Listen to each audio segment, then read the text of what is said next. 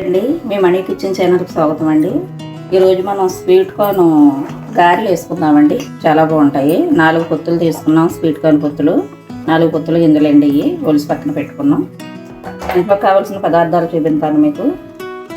ఒక ఉల్లిపాయ, పెద్ద ఉల్లిపాయ ఒకటి చిన్న చిన్న ముక్కలుగా కట్ చేసుకున్నామండి.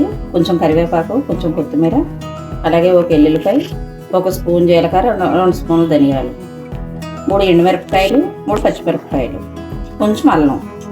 ఈ మిక్సీ పట్టేసుకుందామండి. మసాలాలు ఇవని కొంచెం మిక్సీ పట్టాక మిక్సీ విధానం, తయారీ విధానం అల్లం వేసేసుకుందామండి. అలా ఎల్లుల్లిపాయ, ధనియాలు, జీలకర్ర అన్నీ వేసేసుకున్నాం. అలాగే ఎండుమిరపకాయలు, పచ్చిమిరపకాయలు తీసుకున్నాం కదా, అవి కూడా మిక్సీ పట్టేసుకుందాం. అలాగే ఎల్లుల్లిపాయ కూడా రేకలు తీసేసి ఒకసారి మిక్సీ పట్టుకుని మరి చూడండి. ఇలా మురుమురుగా పట్టుకున్నాం. మరీ మెత్తగా అవసరం లేదు. ఇందులో కొన్ని వేసి పట్టేసుకున్నామండి. స్వీట్ కార్న్ ఉన్న గింజలు ఉన్నాయి కదా, ఇలా వేసుకుని మరీ మెత్తగా కాకుండా కొంచెం మురుగ్గా పట్టుకుందాం.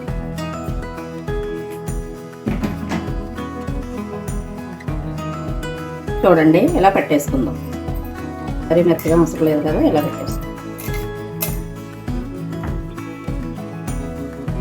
ఇందులోనే సరిపడగా సాల్ట్ వేసి పట్టేసుకుందామండి.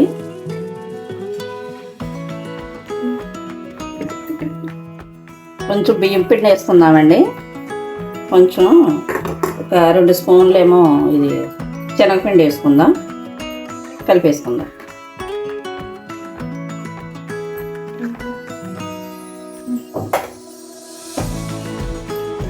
అన్నీ కలిపేసుకుందామండి. ఉల్లిపాయలు, పచ్చిమిరపకాయలు, కొత్తిమీర, కరివేపాకు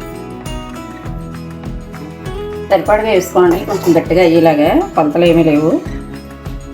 ఇంకా శనగపిండి కొంచెం పడితే దాన్ని బట్టి మీరు వేసుకోండి. కొంచెం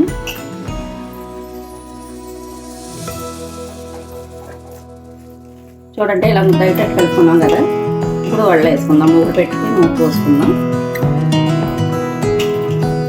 మూకుడు వేడైందండి. నూనె పోసుకుందాం.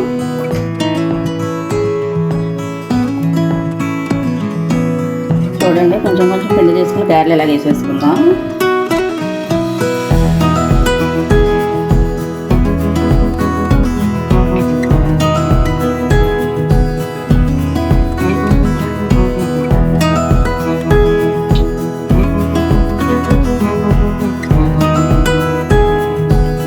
ఒకసారి ఇలా వేయిన తర్వాత మళ్ళీ ఇలా తిరగేసుకుందామండి.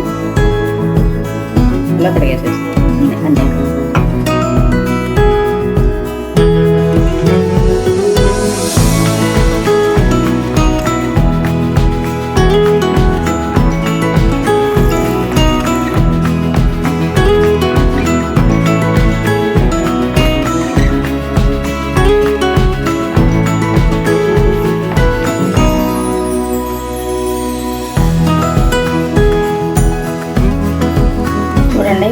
మనకి స్వీట్ కార్న్ గారెలు తయారైపోయినాయి, రెడీ అయిపోయినాయండి. ఇప్పుడు మనకి చాలా బాగుంటాయండి.